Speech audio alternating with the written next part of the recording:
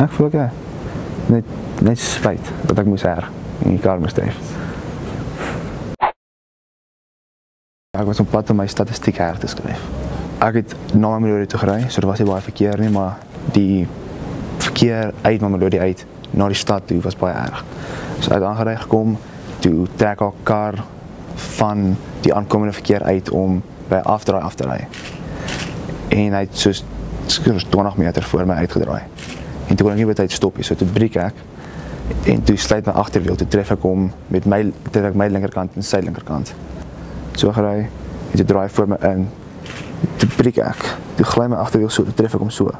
En toe gooi my af, want ek dink hy het my afgegooi, want ek kan nie onthou nie. Ek kan net onthou ek het die kar getref en op die grond gelê.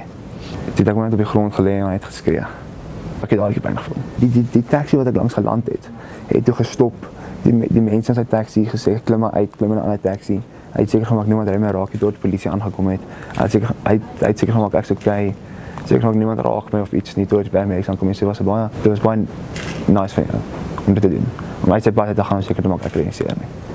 En dat ek hoor ook blykbaar een van die taxi's probeer die ou wat ek getref het af te jaag. Maar ek kon hom toe ongelukkig nie vind nie. Iemand kon nie nommerplaat sien nie, wat so vinnig gebeur.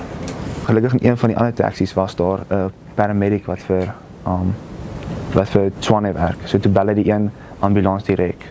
Terwyl ek daar gelê het, een van die studente wat saam met my swat, wat ek ken nie, en sy was François, het toe gestop en afgetrek en seker gemaak ek's okay. Toe bel hy my ma en my boetie om vir my ma te sê dat ek hospitaal toe gaan. En toe bel my boetie om te hoor of hy my fiets kan kom optel. En toe wag François daar tot my fiets opgetel was. Dit is baie nice van hom. Ons was 7:30. So dit het 20:07 gebeur. Ja, so ek het my eksamen gemis. Ek dink François het ook sy eksamens gemis, maar ek is seker nie. En ek seker my sy het al verskoon hooplik. My femur motor afgebreek, maar gelukkig skoon afgebreek.